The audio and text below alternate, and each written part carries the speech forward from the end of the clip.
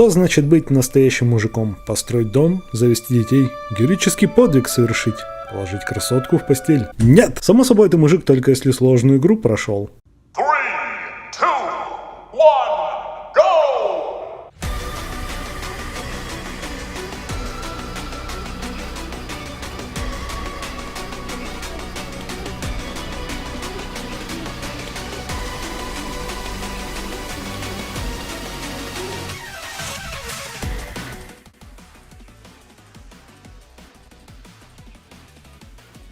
Приветствую вас, это нулевой эпизод мужской лицензии, где мне предстоит объяснить вам, что это за фигня вообще такая. Зародилось это больше как мем.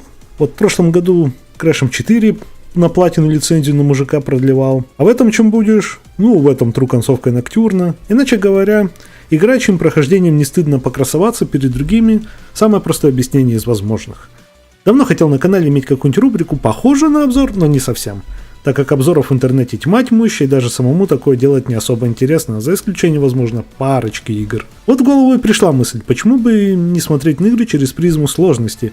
Все мы ведь ищем игры чаще всего с честным челленджем, чтобы нам было сложно, но в меру. Слишком сложная игра будет просто-напросто отталкивать естественным репетативным процессом, который будет образовываться сам собой за счет вечных новых попыток.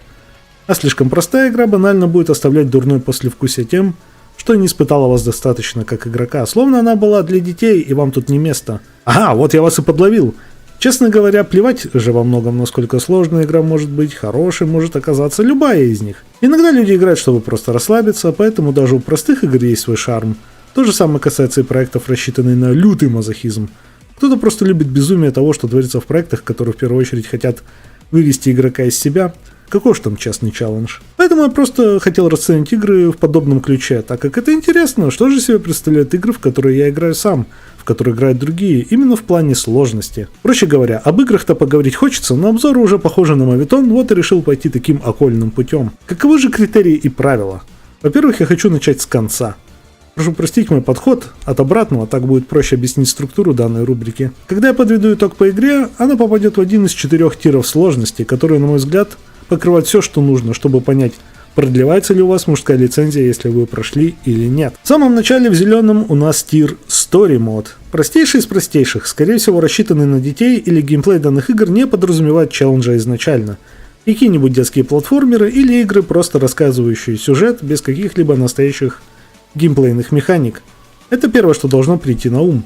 Яркими представителями здесь можно обозначить игры вроде Spyro, Pokemon, или же игры вроде тех, что делают Telltales и David Cage, то есть такие игры, которые пройдет любой, даже те, кто раньше не играли от слова совсем. Второй, желтый тир, я решил назвать Modern. Здесь обитает большинство игр и будет обитать, так как современные игры спецом создаются не самыми сложными, дабы проникнуться ими мог почти любой игрок, но все равно уже требуют каких-либо поверхностных знаний. И в них даже могут быть вполне сложные моменты, но не слишком часто, дабы не отпугнуть. И да, за такие чаще всего мужскую лицензию продлить не удастся, что только сюда не подходит. Да практически все главные блокбастеры Halo, Зельды, Боги войны, все они делаются так, чтобы даже не самый опытный игрок мог их пройти. Главное, чтобы знал, где какие кнопки. А там уже точно адаптируется. Плюс вас достаточно хорошо в них водят за руку. Некоторое время их хорошенько снабжают подсказками, чтобы вы точно не попутали чего. Проще говоря, тир игр, где дефолтная сложность мелковата и надо ставить побольше, если вам нужна мужская лицензия за нее. А вот и тир, который нам нужнее всего, ибо это титульный тир. Тир, где вы и получаете мужскую лицензию. Оранжевый тир, который для лаконичности решил просто обозвать Dark Souls. Тут уже как игроки, так и журналисты привыкли орать «Волк», а в этом случае Dark Souls, на любую игру, что умудряется предоставить честный челлендж. Лично я в живых играх From Software не вижу прямо дикой несправедливости. Их подход к построению игры обычно довольно честен к игроку и дает много инструментария, но при этом они отказываются держать вас за руку, поэтому это будет легким олицетворением тира и самого понятия честного челленджа.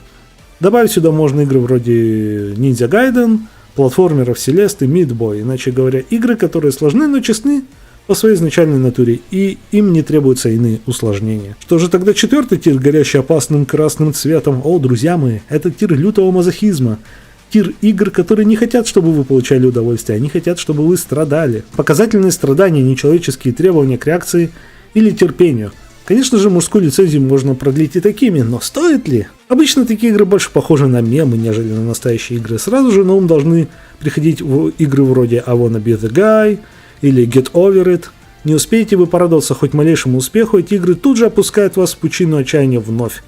Может, даже их сложность сводится не к чему-то более привычному, может, просто каждая малейшая ошибка приводит к тому, что весь прогресс за последний час тут же пропадает.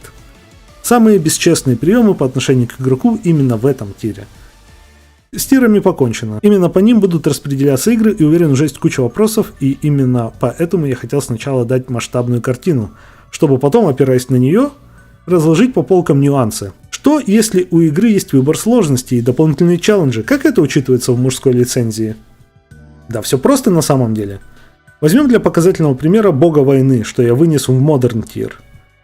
Почти каждая игра в мужской лицензии рассматривается через дефолтную сложность и чистое сюжетное прохождение. Понятное дело, если в Боге войны вы решили играть на сложности повыше и отправились на убийство всех валькирий, то уже можете передвинуть игру на тир выше. О таких вещах я буду обязательно упоминать. Сюда же можно отнести большинство моментов, которым игроки сами усложняют себе жизнь в данных играх. Выбивание платины, специальные ограничения, которые игроки придумали в качестве челленджа для себя, что в игру изначально не заложено. Хороший пример — Nuzlocke челлендж для тех же покемонов. А теперь рассмотрим противоположную ситуацию. Что если вдруг в игре есть эксплойт, баг или билд, который поможет вам в сложной игре, от которого она становится проще, чем даже многие игры Modern Tier? Тут тоже все довольно просто. Если этот баг, эксплойт или билд достаточно очевидны и присутствует почти в каждом прохождении, то да, это повлияет на положение игры в тирах сложности. Но если до этих эксплойтов, багов и билдов самому догадаться довольно тяжело, и скорее всего требуется обращаться к гайдам, то это уже никак не учитывается. К тому же обычно я к такому и не прибегаю. Так, а что же с играми, сложность которых неопределима, вроде файтингов и соревновательных шутеров и моб? Тут ответ заложен в вопросе. В играх, настроенных на мультиплеер по умолчанию, сложность зависит целиком и сугубо от соотношения ваших скиллов, скилла ваших союзников против того, насколько хороши ваши враги. Поэтому подобные игры никогда не будут присутствовать в этой рубрике. Если вы достигли вершины в той или иной соревновательной игре, попали в алмазную лигу, заработали максимальный ранг, поднялись на самый высокий этаж, где можно встретить профессиональных игроков, то, считай, вы уже заслужили свою мужскую лицензию. Понятное дело, обсуждать и рассуждать о сложности таких игр тут было бы бесполезно. Так, ну а что еще остается сказать? Спойлеры.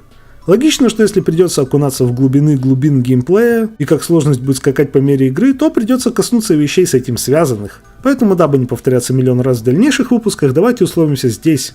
По ходу эпизода мужской лицензии будет 3 секции. Первая — синопсис, краткое описание сюжета игры и что у нее вообще за жанр. Поверхностная часть, как игра встречает вас и что у нее со сложностью в начале. А затем вглубь, где уже будут просматриваться механики игры и то, как сложность ведет себя в конечной части. Последнее, собственно, и стоит расценивать как территорию массивных спойлеров. Что насчет моего отношения к сложности? На мой взгляд, сложность не влияет на качество игры, но при этом геймдизайн некоторых игр напрямую выигрывает только если они накалены до нужного предела. Опять же всплывает Dark Souls. Будь серия соусов с низким порогом входа, она уже не была бы столь интересной, так как имеет механики, сильно награждающие хороший скилл, вроде уворотов, парирований или более усердного эксплоринга, дабы облегчить себе процесс. Но представьте, что всего этого бы не было нужно в силу простоты врагов и боссов, и ты мог просто так, как таран, нестись вперед. Да, процесс тут же бы стал на порядок скучнее. Ну и напоследок, как можно будет понять, рекомендую я игру или нет, раз это не ревью, но почти. Все игры, которые попадут сюда, я пройду потенциально по самой возможной глубине, хотя чаще всего на стандартной сложности, поэтому можно спокойно закрепить заранее мысль, что все игры, которые сюда попадут, я как минимум считаю достаточно хорошими, чтобы их купить и пройти. Меня практически никогда не хватает дойти до титров в игре, которые мне не нравятся, а если игра не пройдена, то и смысла рассматривать в рамках формата мужской лицензии нет. Но, если какой-то игре удастся меня развести, ведь порой бывает так, что думаешь, игра вот-вот откроется, раскроется в другом цвете, потенциал вот-вот приобретет физическую оболочку, и тут бац, титры, и ты остался ни с чем, кроме дурного послевкусия. Словно тебя кто-то опрокинул на несколько часов жизни, которые уже никогда не вернутся. Да, в таких случаях они могут попасть сюда, и вы точно узнаете, насколько я ими недоволен. Ну вот и все.